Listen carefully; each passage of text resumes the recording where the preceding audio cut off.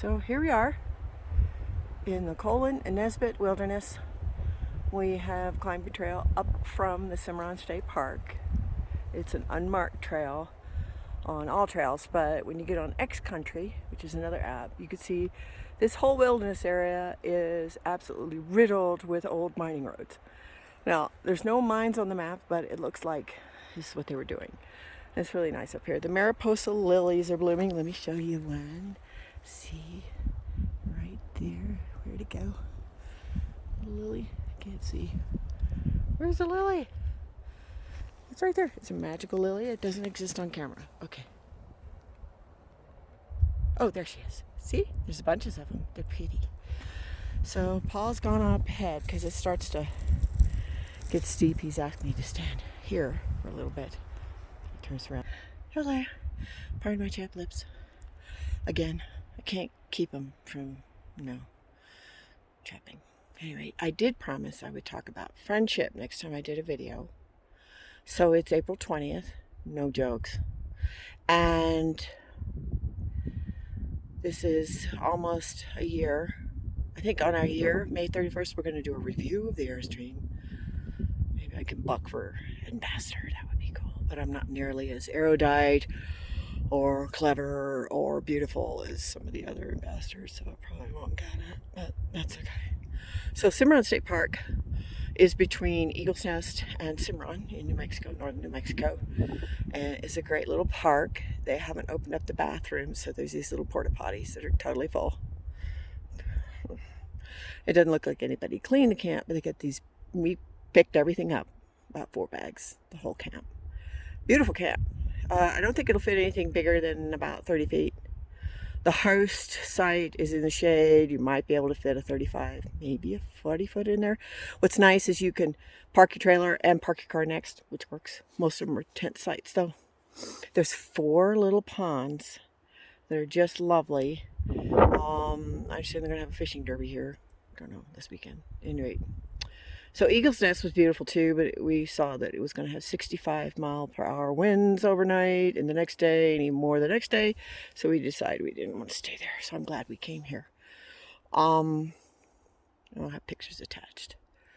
So about friendship. Now we're going to Pueblo here in a few days to stay at our base and with Kendra and JJ.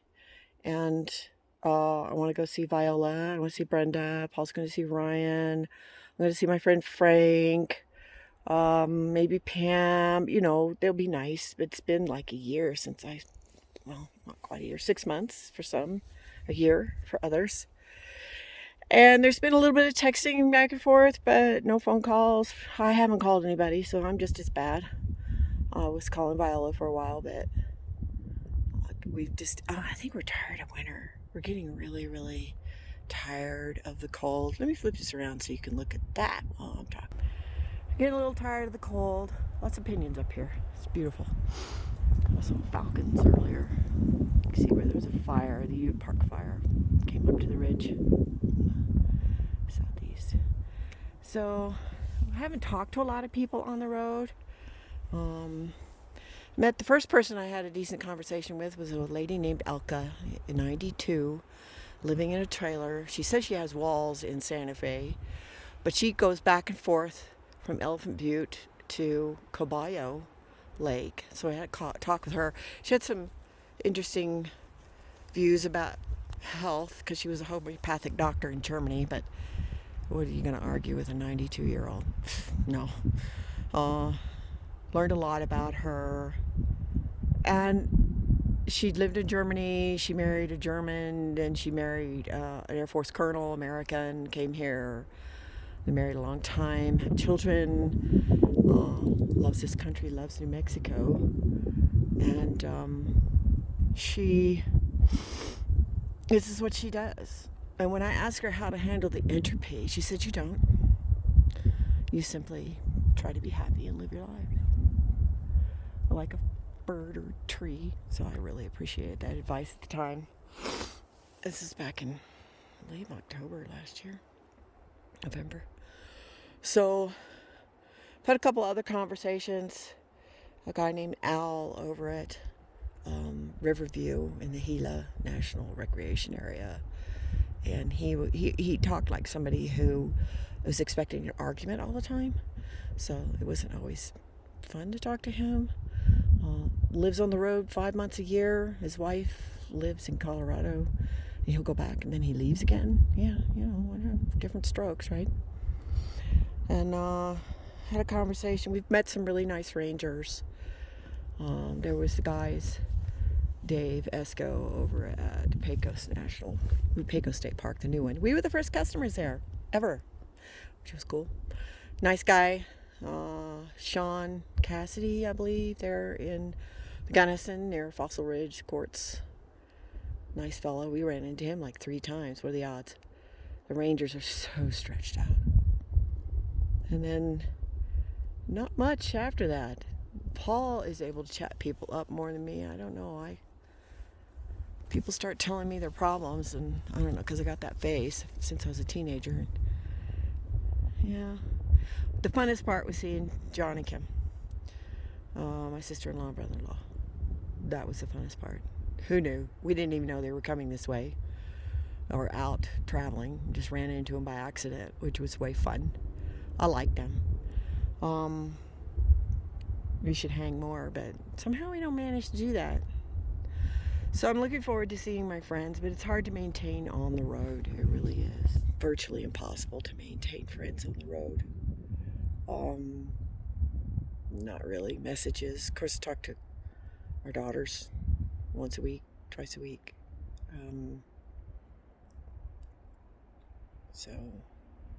So I sometimes feel a little lonely, but not really. I think Paul gets more lonely.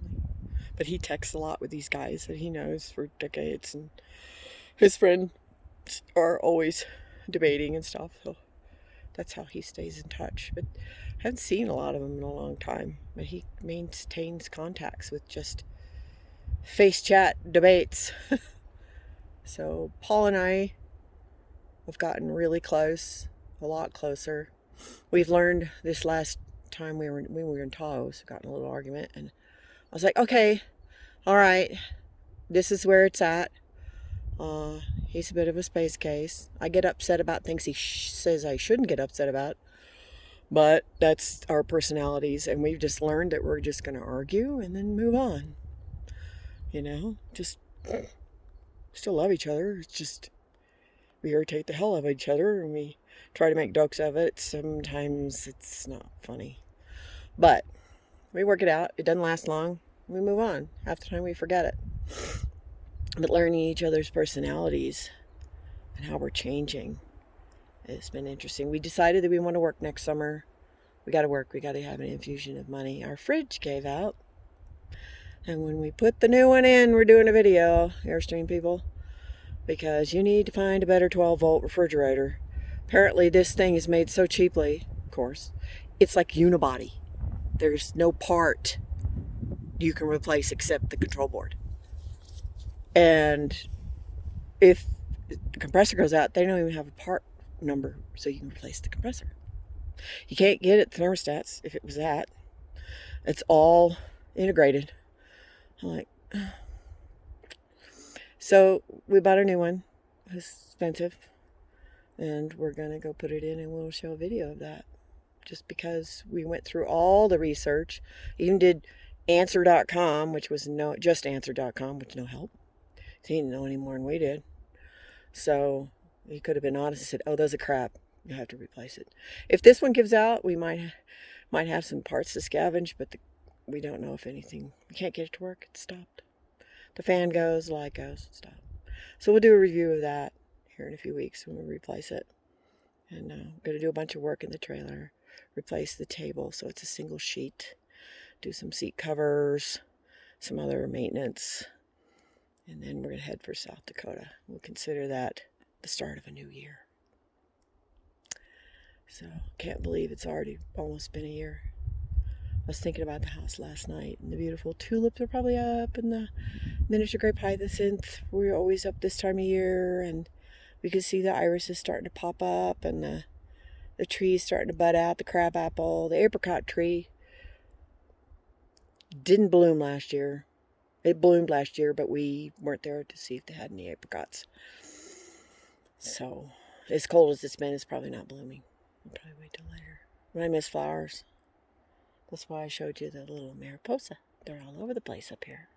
Usually the first flower to come. Things are starting to pop out. So we'll see how it goes. Montana, here we come. Is that alright, my brother? I haven't texted my sister in a while. But they haven't texted me or anything either, so. Love you. Bye.